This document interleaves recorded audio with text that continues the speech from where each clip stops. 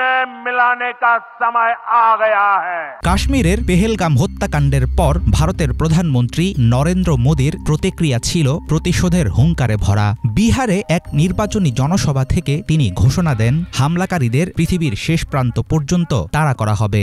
বাস্তবে এই হুমকি ছিল বিজেপির কট্টর সমর্থকদের খুশি করার জন্য সাজানো এক নাটক।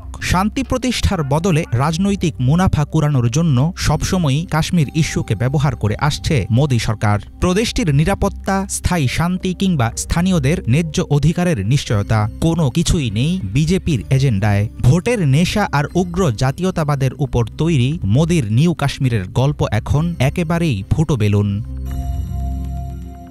জম্মু কাশ্মীরকে সন্ত্রাসমুক্ত ও পর্যটকদের স্বর্গে পরিণত করবে বিজেপি। 2024 সালের সেপ্টেম্বরে নরেন্দ্র মোদীর এমন ভাষণ তখন পেয়েছিল অনুগামী ভক্তদের উচ্ছ্বসিত করতালি। কিন্তু বছর না ঘুরতেই 2025 সালের এপ্রিলে মাটিতে মিশে গেছে সেই বাগাড়ম্বর। পেহেলগামের মর্মান্তিক ঘটনা আবারও প্রমাণ করল মোদীর নতুন কাশ্মীর নীতি সম্পূর্ণ ভুয়া। পর্যটকদের প্রাণহানি এবং পাকিস্তানের সাথে যুদ্ধ পরিস্থিতি সৃষ্টি ভারতের ক্ষমতাসীন সরকারের চরম ব্যর্থতার নির্মম উদাহরণ। কাশ্মীরের লাইন অব কন্ট্রোল বা নিয়ন্ত্রণ রেখায় পাল্টাপাল্টি গোলাগুলি, কূটনীতিক বহিষ্কার, ভারতের সিন্ধু পানি চুক্তি বাতিলের হুমকি ও পাকিস্তানের সিমলা চুক্তি স্থগিত, সব মিলিয়ে গোটা অঞ্চলটি চলে গেছে ভয়াবহ এক দমবন্ধ অবস্থায়।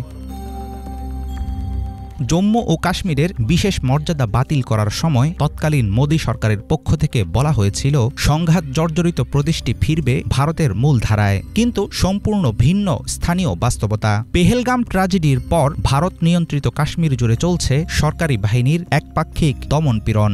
গুড়িয়ে দেয়া হচ্ছে সন্দেহভাজনদের ঘরবাড়ি, গ্রেফতার হচ্ছেন হাজার হাজার নিরীহ যুবক। ১৫০০-এর বেশি কাশ্মীরির গণগ্রেফতারের পরেও খোঁজ মেলেনি মূল হামলাকারীদের। আন্তর্জাতিক বিশ্লেষকরা বলছেন নিজেদের ব্যর্থতা ঢাকতে বরাবরের মতো এই ধরনের সন্ত্রাসী হামলাকে পাকিস্তানের ষড়যন্ত্র বলে চালাতে চাইছে বিজেপি।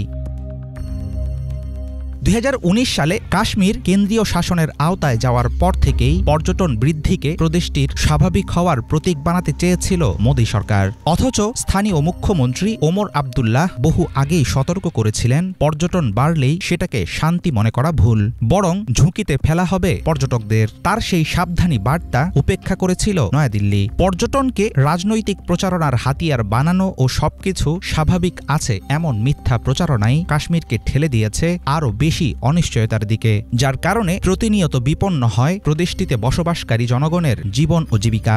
এর জেরেই আবারও রক্তাক্ত হল পেহেলগামের মাটি। ভারত পাকিস্তান সম্পর্কের অবনতি নতুন কিছু নয়, কিন্তু এবারের গুরুত্বপূর্ণ কিছু সমঝোতা চুক্তি স্থগিতের ফলে দুর্ভোগের মুখে পড়বে লাখ লাখ সাধারণ মানুষ। কট্টর জাতীয়তাবাদী ও হিন্দু ভোট ব্যাংক সন্তুষ্ট রাখাই নরেন্দ্র মোদীর কাশ্মীর নীতির মূল চেহারা। পেহেলগাম ঘটনার জেরে সারা ভারতে উস্কে দেয়া হচ্ছে মুসলিম বিদ্বেষ, বাড়ছে মুসলমান সম্প্রদায় ও কাশ্মীরিদের উপর হামলা মামলা, ঘর ছাড়তে বাধ্য করা হচ্ছে ভাড়াটিয়াদের। মুসলিম রোগীদের চিকিৎসায় অস্বীকৃতি জানিয়েছেন কিছু চিকিৎসক। সামাজিক যোগাযোগ মাধ্যমেও জ্বলছে ঘৃণার আগুন। কবে বন্ধ হবে রক্তপাতের রাজনীতি, কাশ্মীরের জনগণ আছে সেদিনের অপেক্ষায়। হাফিজুল ইসলাম, বাংলা ভিশন।